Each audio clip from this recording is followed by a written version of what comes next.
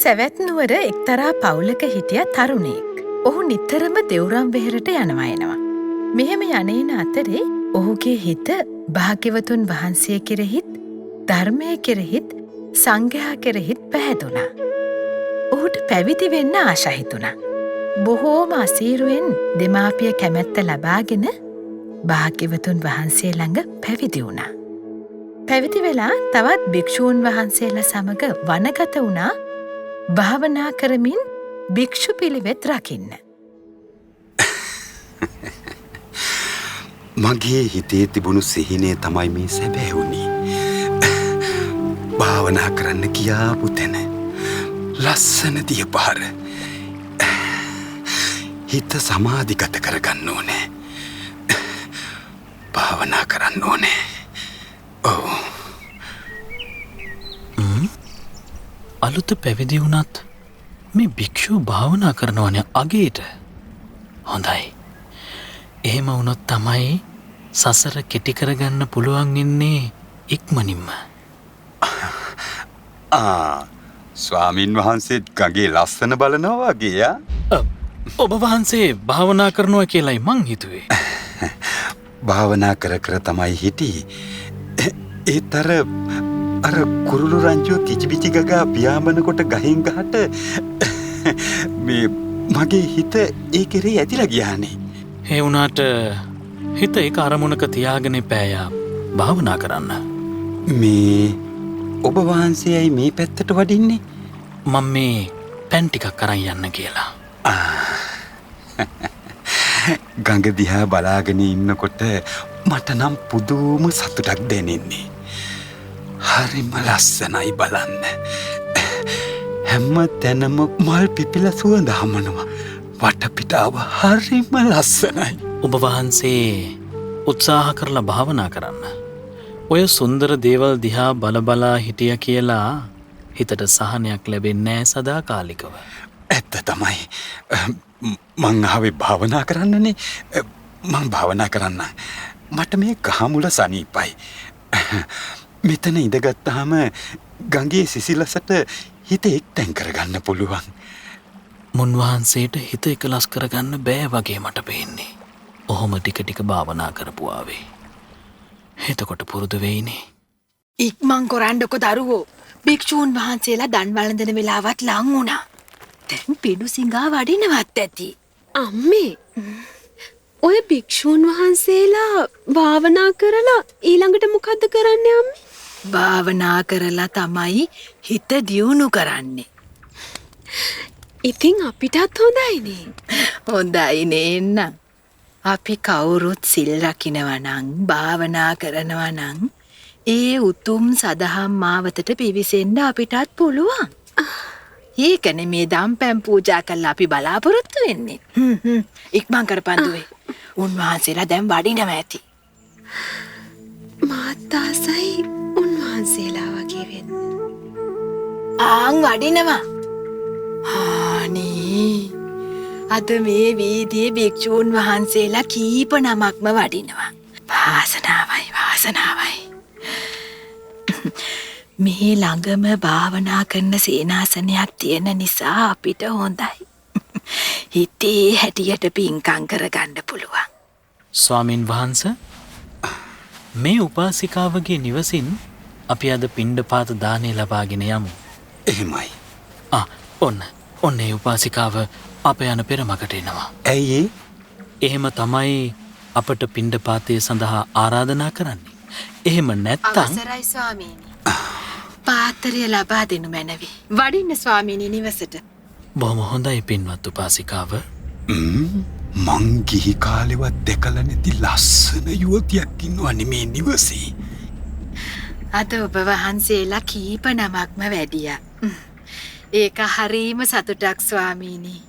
උපාසිකාවනි, මේ අලුත පැවිදි වූ හිමිවරුන් භාග්‍යවතුන් වහන්සේගෙන් කමටහන් අරගෙන භාවනා කරන්නයි මේ වැඩම කරලා ඉන්නේ. සාදු සාදු සාදු.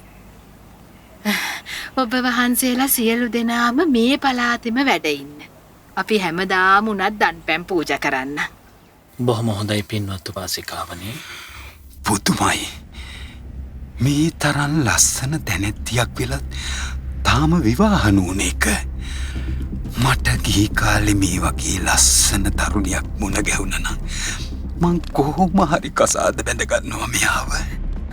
මේ ඔය ඉන්න හැමෝම ඇවිල්ලා දානේ බෙදන්න. නේද ස්වාමින් වහන්සේ? එහෙමවත් අර ලස්සන දැනැත්තිය දානේ බෙදන්න ඊට බලමුකෝ. පිනට පසුබට වෙන්න එපා. දුවේ ඇවිල්ලා මේවා පිළිගන්නන්නකෝ. ස්වාමීන් වහන්සේ අවසරයි.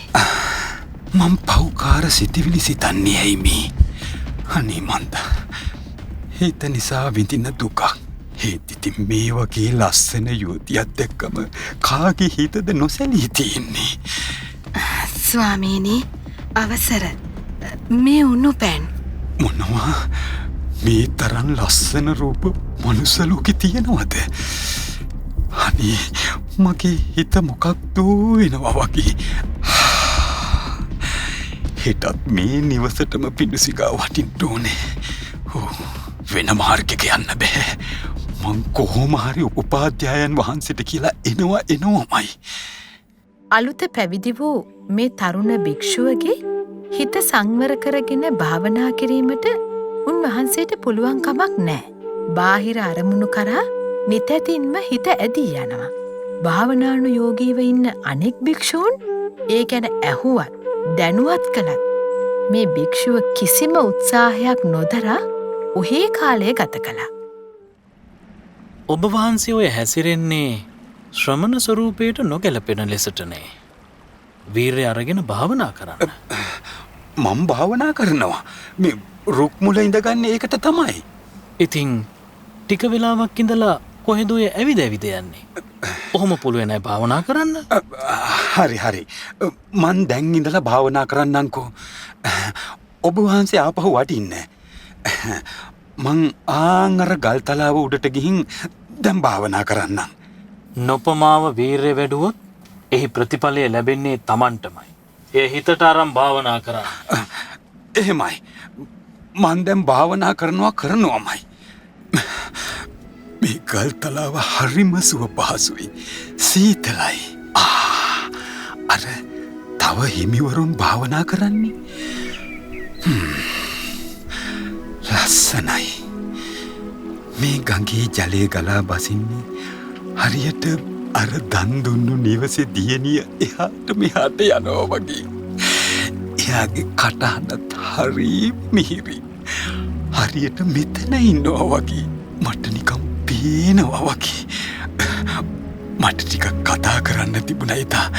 ඒත් එයා ඇවිල්ලා ඇහුවේ උණු පැන් ඕනද කියලා විතරනේ. මට කියන්න තිබුණා මට ඇල්ලූ සීතල පැන් ඕනේ කියලා. එතකොට ඉන්න මං අරන් එන්න. මේ නැගණිය නෑ උණු පැන්ම දෙන්න මට. අනේ හිමියනි ඇයි එහෙනම් සිසිල් පැන් ඉල්ලුවේ? නැගණියට තරහවද? අපෝ නෑ. අපි ඉතින් කැමැත්තෙන්නේ දන් පැන් පූජා කරන්නේ. මේ අපි හෙටත් දානෙට මේ නිවසටම වඩිනවා. අපි දානේ පූජා කරනවා. මේ ඒක නෙවෙයි දානේ උයන්න නැගණියටත් පුළුවන්ද? ඔව් මායම්මයි තමයි යුවේ. ඒක තමයි මේ තරම් රහ. මීට කලින් දැකලා තිබුණේ නැත්තේ. මං ළඟදිනේ පැවිදි වුණේ. අපේ අම්මයි තාත්තයි කැමති උනේම නෑ මං පැවිදි වුණාට. ආනී පවුනේ. ඒක තමයි. දැන් නම් හිතෙනවා ගෙදර හිටියනම් හොඳයි කියලා. ඇයි පාපයක් නේ වෙන්නේ එහෙම වුණොත්? අපෝ නෑ. එහෙම වුණා නම් මටයි ඔයාටයි එකට ජීවත් වෙන්න පුළුවන් නේ. ආපෝ හිතන දේවල්. මේ අපි යමුද? බෑ. අනේ නැගණිය යමු මා එක්ක. මට භාවනා කරන්න බෑ. අපි යමු. එන්නකෝ. භාවනා කරන්න බැරිම නම් ඉතින් අපි භාග්‍යවතුන් වහන්සේට දන්වමු. දැන්ම වඩිමු එහෙමනම්. නැගණිය යමු. එන්න. නැගනියක් කොහෙද මෙතන? මොකක්ද? කවුද? කොයි නැගනිය? ඔබ වහන්සේ ප්‍රමාදයටමයි හිත යොදවන්. අපි භාග්‍යවතුන් වහන්සේ බැහැදැකලා මේ ගැන පවසමු. එන්න. ඒ තරුණ භික්ෂුව කැඳවාගෙන සෙසු භික්ෂූන් වහන්සේලා භාග්‍යවතුන් වහන්සේ මුණ ගැහුණා. ඒ භික්ෂුව පිළිගත්තා. තමාගේ හිත විවිධ අරමුණුවල පැටලෙන නිසා උත්සාහය අත්තරින්න සිදුවන බව. එවිට භාග්‍යවතුන් වහන්සේ අපූර්ව දෙයක් මතක් කළා. ඒ තමයි ඔබ දැන් අධිෂ්ඨානය අත්හැරියට අතීතයේ නම් ඔයිට වඩා අධිෂ්ඨානශීලීව උත්සාහ වඩමින් ජීවිතයට ලබාගත යුතු දේවල් ලබාගත්ත කෙනෙක් වෙලා හිටිය කියන කතාව. ඒ අවස්ථාවේදී භික්ෂූන් වහන්සේලාගේ ඉල්ලීම අනුව ඒ අතීත සිදුවීම හරි අපූරුවට දේශනා කොට වදාලේ හැම කෙනාම මවිතයට පත් කරමින්.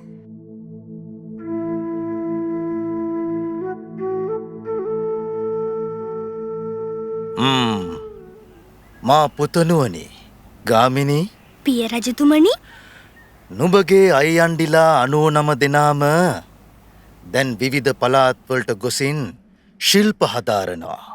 ශිල්ප කියන්නේ පිය රජතුමනි? ඒක නැතුව කිසිම දෙයක් කරන්න බෑ මා පුත. ශිල්පයට අයිති දේවල් හුඟක් තියෙනවා රාජ පරපුරක අයට ඉගෙන ගන්න. මොනවද කියා දෙන්නකෝ පිය රජතුමනි. කියා දෙන්න පුළුවනි. ඒත් ඒවා ඉගෙන ගන්නවා නම් මේ රාජමාලිගෙන් බැහැරව යා යුතුයි මා පුතුණුවනි. එසේය පිය රජතුමනි. මා කැමති යන්ට. ඒත් මා මේ මාලිගෙන් පිටතට ගියාම කුමක්ද? නුඹ පිටතට ගියාම කුමක්ද? නෑ මං යන්නම් පිය රජතුමනි. එහෙමනම් මම පුරෝහිත බමුණන්ට දැනුම් දෙන්නම්. නුඹ තක්ෂිලා නුවර දිසාපාමොක් ආචාර්යයින් ළඟට පිටත් කිරීමට කටයුතු කාරණා සූදානම් කරන්නට කියා. මේ පිය රජතුමනි මට තනියම යා හැකි ආශය කරත්ති. මා පුත ඒ තරම් දුර බැහැර කොහොමටවත් තනියම යන්න නරකයි. මං ඒකට සුදුසු රත රාජ පෙරහැර ආරක්ෂක සේනා සූදානම් කරන්න. ඇයි හිනා වෙන්නේ මා පුත? මං හරිම ආසයි පිය රජතුමනි ඒ වගේ රාජ පෙරහැරකින් ගමන් කරන්නට. බාලයා වුණාට දැම්ම ඉඳම්ම තියෙන්නේ රජවන අදහස. ඒත් තව 99 දෙනෙක් වැඩිමහල් සහෝදරයන් ඉඳද්දී ඒවා දැම්මම තීරණය කරන්නේ කොහොමද? බ්‍රහ්මදත්ත රජුගේ පුතුන් 100 දෙනා විවිධ පළාත්වලට යවා ශිල්ප ශාස්ත්‍ර හදාරන අතර කාලයාගේ ඇවෑමෙන් ඔවුන් තරුණ වයසට එළඹියා. මේ වන විට වැඩිමහලු සහෝදරයන් බාලම ගාමිණී සහෝදරයාට රජකම ලැබේවි යන සැකයක් ඔවුන් අතර තිබෙනවා. මේ අතරේ තවත් සැලසුමක් දියත් කරන්නේ වැඩිමහල් පුතු සහ ඔහුගේ බිරිඳ. බරණැස් රාජ්‍යයේ ඊළඟ හිමිකාරය ඔබයි යුව රජතුමනි. දේවිය කලබල වෙලා. අපි ඉවසීමෙන් වැඩ කරන්න ඕන. දන්නවනේ පිය රජතුමාගේ තරම. කොහොම හරි ඊළඟට රජවිය යුත්තේ ඔබමයි. ඒකනම් වෙනස් වෙන්න දෙන්න එපා. මේ ඒක නෙවෙයි. තවත් කාරණයක් තියෙනවා. අපේ බාලම මලයන්ඩි ගාමිණී. එයා තක්ෂිලා නුවරනේ. කවුරු ප්‍රාන්තවලට ගියත් එයා තාම එහෙ. මෙහෙම කරමු. අපි ඒ මලනුවන්ටත් කියමු ඉක්මනින්ම ප්‍රාන්තයක් ඉල්ලාගෙන ප්‍රාදේශීය රජු තනතුරක් ඉල්ලා ගන්න කියලා. දිසාපාමොක් ආචාර්යතුමා හරිම බුද්ධිමත්. ඔහු මේ ගාමිණී කුමාරයට සියලු ශිල්ප වගේම රටවැසියා සමග සමගිව සහ සාමයෙන් සිටීමේ ශිල්ප ක්‍රම පවා උගන්වා තිබෙනවා. එහෙත් වැඩිමහල් සහෝදරයන්ගේ උපදෙස් ගැන සැකහිතුන මේ ගාමිණී කුමාරයා නැවත වතාවක් දිසාපාමොක් ආචාර්යවරයා සොයාගෙන යනවා. ගාමිණී දරුව ඇදුරුතුමනි මා නැවතත් ඔබ සොයාගෙන පැමිණියා. බොහෝම හොඳයි. ඉතින් බරණැස් රජතුමා සනීපේන්ද? එහෙමයි ඇදුරුතුමනි. පිය රජතුමා සනීපයෙන් සිටිනවා. ඒත් ඉතින් දැන් ටිකක් වයසයි නෙව. කොහොමද රාජ්‍යයේ කටයුතු එහෙම? රටවැසියා හොඳින් ඉන්නවා. එවිට සහෝදරයින් කුමකටද සුසුම් හෙලන්නේ? ප්‍රශ්නයක්ද? එහෙමයි ඇදුරුතුමනි. මාගේ වැඩිමහල් සහෝදරින් 99 දෙනාම දැන් ප්‍රාදේශීය රජවරුන් ප්‍රාන්ත රාජ්‍යවල. හොඳයි. ඒත් මට සැකයි අපගේ බරණැස් රාජ්‍ය මාගේ පියාගේ ඇවෑමෙන් වෙනත්. දරුව, වැඩිමහලු සහෝදරයට තමයි රජකම පවරන්නේ. ඒත් ගාමිණී දරුව, නුඹට රජකම ලබා ගන්න ඒ තරම් බාධාවක් ඇතැයි කියා මට නම් පේන්නේ නැහැ. මට ප්‍රාදේශීය රජකමක් යෝජනා කරනවානේ. කවුද? වැඩිමහල් සොහිවුරාත් ඔහුගේ දේවී වෙන මාගේ නෑනන්දිත්. එපා. නුඹ ප්‍රාදේශීය රජතනතුරු තියා කිසිම දායාදයක් ඉල්ලන්න එපා නුඹේ පිය රජතුමාගෙන්. එවිට මට රාජ්‍ය හිමිවෙයිද පියාගේ ඇවෑමෙන්? මා කියන ලෙස කළොත් හිමිවේවි. ඉවසීම පුරුදු කරන්න. රටවැසියාට ඇහුම්කන් දෙන්න දැන් සිටම. ඒ විතරක් නෙවෙයි, අන්තපුර ස්ත්‍රීන්ට පවා හිතවත්ව කරුණාවෙන් සලකන්න. ඇමති මණ්ඩලයට, පුරෝහිත බමුණන්ට ගරු කරන්න. ඔවුන්ගේ කටයුතු කාරණා ගැන ඉවසිලිවන්තව ඇහුම්කන් දෙන්න. ඔවුන්ගේ අදහස්වලට ඉඩ දෙන්න. එහෙමයි ඇදුරුතුමනි. මං ඉවසීමෙන් කටයුතු කරන්න. මට අවසරයන්ට. යහපතක්ම වේවා පුත ගාමිණී. යහපතක්ම වේවා. දීර්ඝායුෂ වේවා ඇදුරුතුමනි.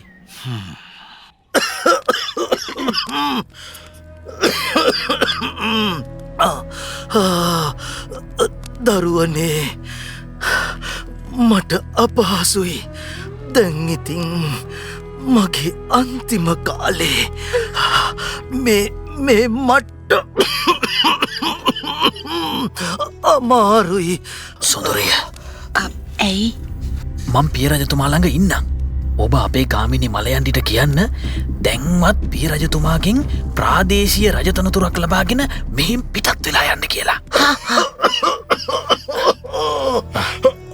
අනේ, දැන් ඉතින් අපහසුයි. පිය රජතුමනි, මා ඔබ ළඟින්ම මේ ඉන්නේ. මං වැඩිමහල්ම පුතා. පුතේ, පිය රජතුමනි, මට නිදහසේ ටිකක් කතා කරන්න තියෙනවා. අර ඇමති මණ්ඩලයයි පුරෝහිත බමුණවයි මා ළඟට කැඳවා නුඹලා ටිකක් ඉවතට ගියොත් තමයි හොඳ. හොඳමයි පිය රජතුමනි. ඇමතිවරුනි, පුරෝහිත බමුණ.